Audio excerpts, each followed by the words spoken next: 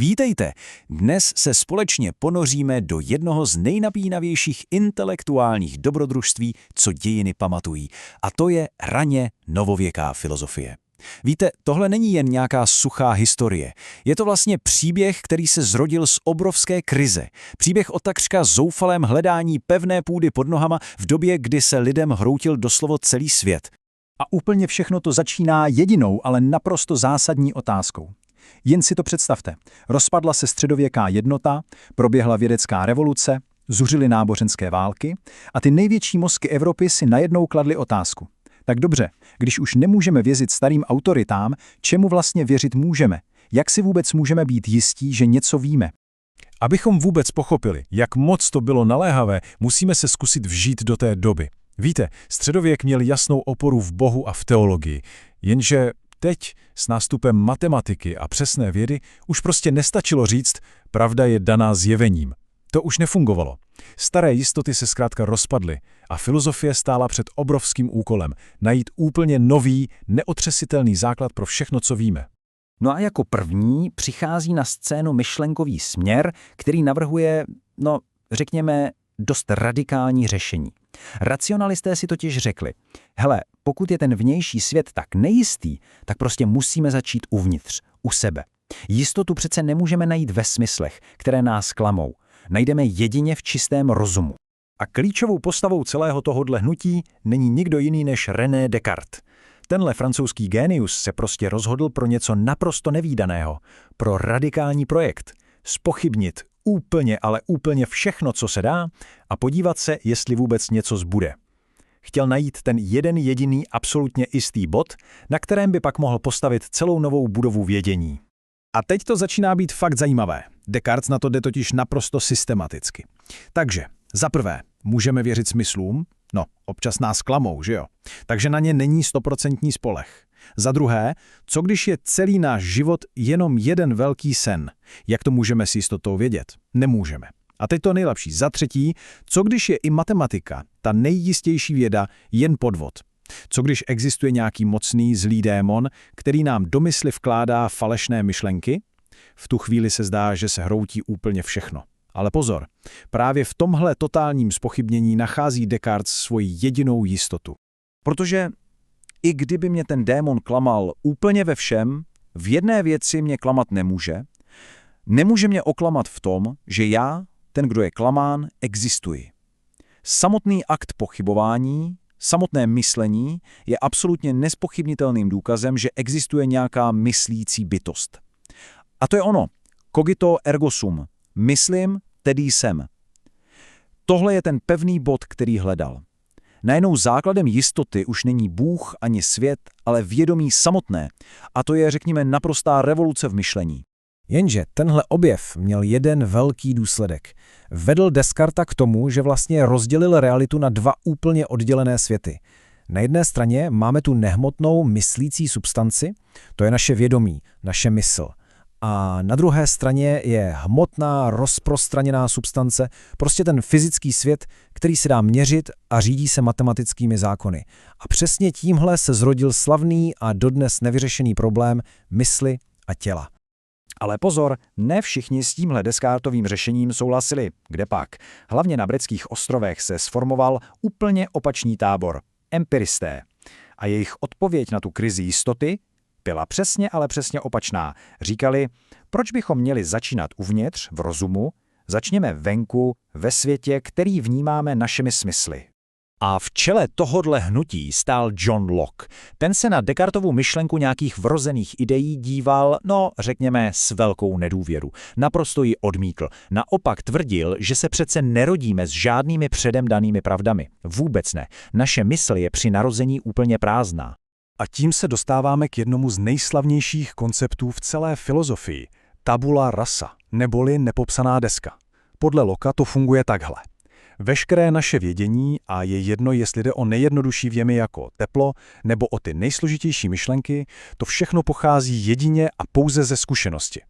Všechno se učíme jen skrze naše smysly. Takže tady ten základní střed vidíme naprosto jasně, že na jedné straně máme racionalisty, kteří staví na vrozených ideích a na jistotě rozumu, a na druhé straně empiristy, kteří tvrdí, ne, všechno začíná a končí u smyslové zkušenosti. Jsou to prostě dva úplně odlišné přístupy, jak vyřešit ten samý zatraceně těžký problém. Na první pohled by se mohlo zdát, že ten empirismus je takový praktičtější, že jo? Blížší vědě. Jenže, a tady přichází zvrat, když se tahle myšlenka dovedla do svého absolutního logického konce, způsobila krizi ještě hlubší. Krizi, která hrozila zničením úplně veškeré jistoty. Náš příběh se teď pořádně dramatizuje. A člověkem, který tuhle myšlenkovou bombu odpálil, nebyl nikdo jiný než skotský filozof David Hume. On byl zřejmě ten nejradikálnější a nejdůslednější ze všech empiristů. Prostě vzal Lockovy principy a ukázal všem, k jak naprosto devastujícím závěrům vlastně vedou. Hume totiž zaútočil na samotný základ vědy, na princip příčiny a následku, tedy kauzality. Řekl něco šokujícího. Tvrdil, že my vlastně nikdy nepozorujeme nějaké nutné spojení mezi příčinou a následkem. Co vidíme? Vidíme jenom to, že jedna událost pravidelně následuje po druhé. Když pustíme kámen, tak spadne. Jasně.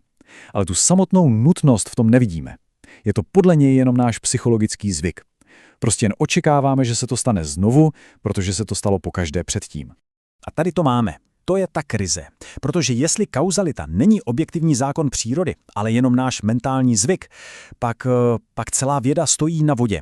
Jak můžeme formulovat nějaké univerzální zákony, když nemáme vůbec žádnou jistotu, že se budoucnost bude podobat minulosti?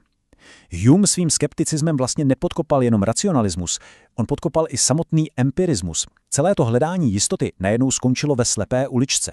A přesně v tenhle moment přichází na scénu, řekněme, hrdina našeho příběhu.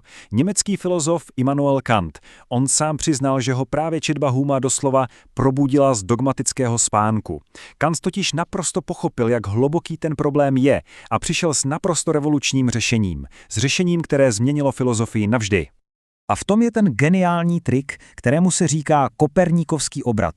Celá dosavadní filozofie tak nějak předpokládala, že naše mysl je jako zrcadlo, že se jen snaží pasivně kopírovat, co se děje ve vnějším světě. Ale Kant to celé otočil, řekl, a co když je to přesně naopak? Co když naše mysl není jen pasivní příjemce, ale aktivní tvůrce naší zkušenosti? Co když se ten svět, jak ho známe, musí řídit pravidly naší mysli? Podle Kanta se tedy nerodíme s vrozenými myšlenkami, ale s vrozenými strukturami poznání. Prostor a čas, například, podle něj nejsou někde tam venku ve světě. Jsou to spíš takové základní brýle nebo software, bez kterého bychom vůbec nemohli nic vnímat. A náš rozum má zase své kategorie a jednou z nich je právě kauzalita. Takže Hume měl vlastně pravdu, když říkal, že kauzalitu nenajdeme ve zkušenosti, Kant k tomu ale dodává, jasně, že ne. Je to proto, že ji tam my sami vkládáme. Je to prostě nástroj naší mysli, kterým dáváme smysl tomu chaosu věmů. A tímhle Kant zachraňuje vědu, ale zároveň jí stanovuje jasné hranice. Můžeme mít jisté poznání, to ano, ale pouze o světě fenoménů, tedy o světě, jak se nám jeví.